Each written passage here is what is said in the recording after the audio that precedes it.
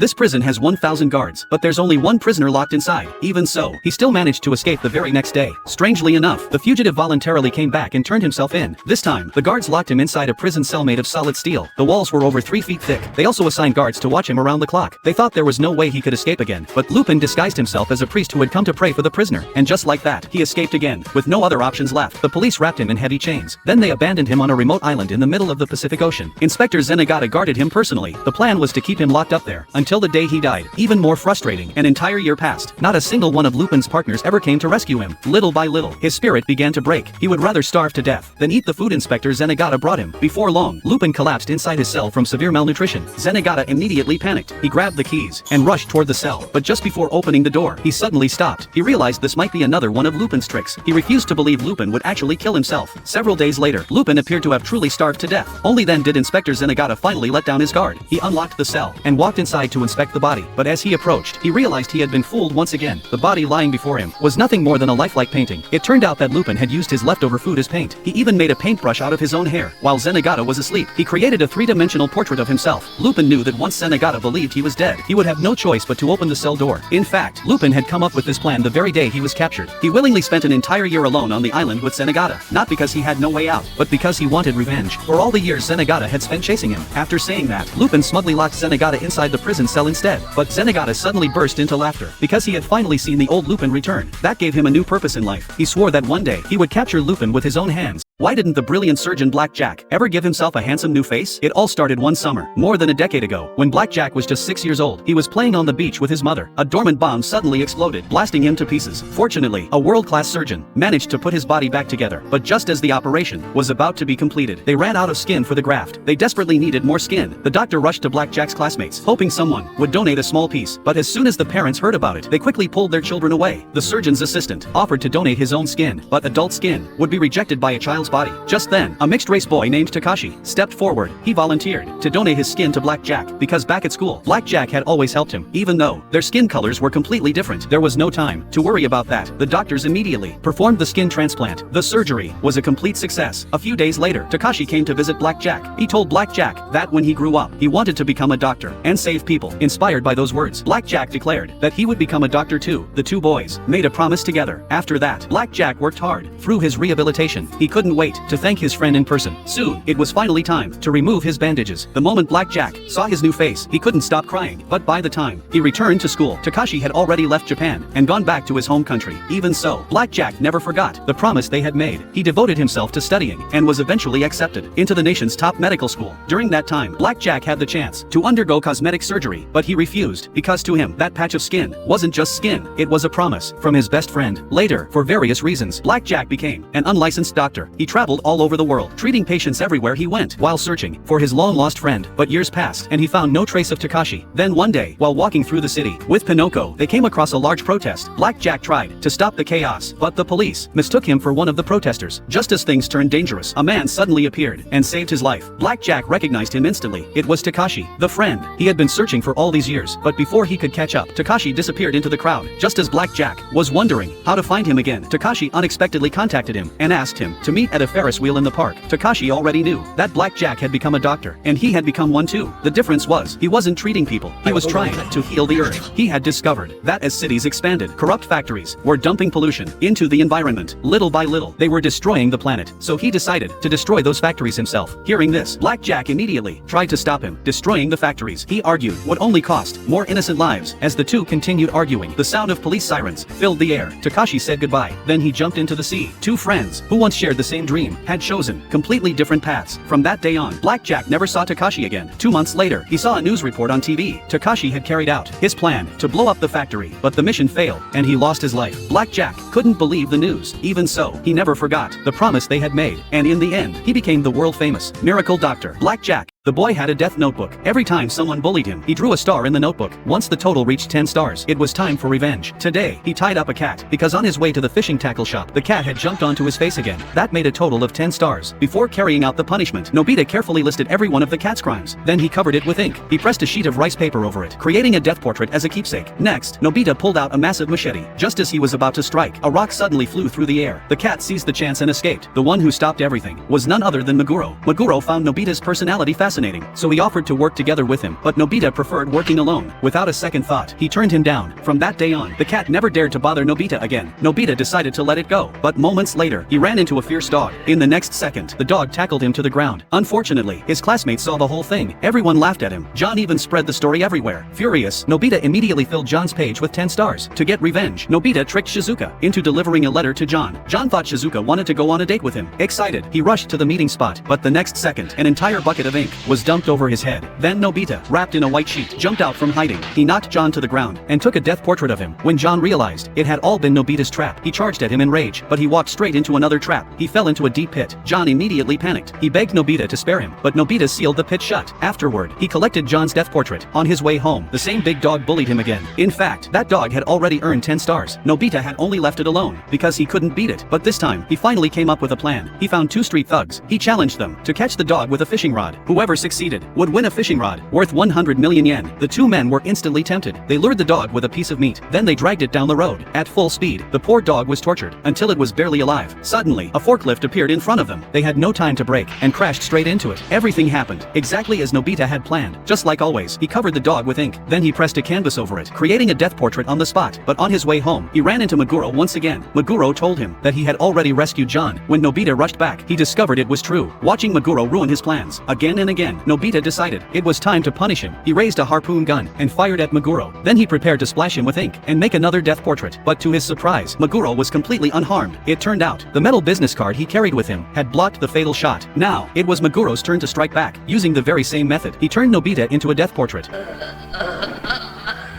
These gloves are worth 100 million. The moment you put them on, anything you touch instantly sheds its outer layer. The second Doraemon saw them, he was completely fascinated. After all, he could finally eat grapes without having to spit out the skins. He was about to give them a try. Then he remembered something. He didn't have any fingers. Frustrated, he turned around and walked away. Nobita picked up a pencil. With one touch, the wooden casing disappeared, leaving nothing but the lead. Next, he grabbed an alarm clock. The instant he touched it, its outer shell peeled right off. Meanwhile, Nobita's mom was struggling to peel chestnuts. She accidentally pricked her hand. Just then, Nobita walked over. He lightly touched a chestnut. Its shell instantly fell away. A few moments later, every chestnut had been peeled perfectly. His mom stared in disbelief. She was so impressed that she decided to make chestnut fried rice for dinner as his reward. Just then, Shizuka called and invited Nobita to hang out. He rushed to answer the phone, but he forgot to take off the gloves. The moment his hands touched the phone, the entire outer casing peeled away. With no other choice, Nobita headed out to meet Shizuka. As he walked down the street, he noticed a man struggling to open the hood of his car. Nobita stepped over and gave it a light touch. The entire hood popped right off. Satisfied with himself, Nobita walked away. The man was just about to thank him when he realized the hood wouldn't go back on. Just then, John spotted Nobita. He grabbed him, ready to bully him like always, but Nobita was still wearing the gloves. His hand accidentally brushed against John's shirt. In an instant, John's clothes peeled right off. Terrified, John immediately ran off to find a place to hide. Sunio saw everything. He quickly asked Nobita for a favor. He brought out a premium cantaloupe, imported from Mars, and asked Nobita to peel it. The moment Nobita touched it, the rind came off perfectly, but that wasn't the real reason. Sunio had invited him over. His mother's ring, worth over $1 million, had accidentally fallen inside a French horn. He wanted Nobita to help get it back. Just as Nobita reached for the ring, Sunio's mother suddenly appeared behind them. Startled, Nobita accidentally placed his hand on her face. Nobita and Sunio both collapsed in horror. They thought something terrible was about to happen. But when Sunio's mother looked in the mirror, she realized the gloves had only wiped away all of her makeup. Somehow that made her even angrier.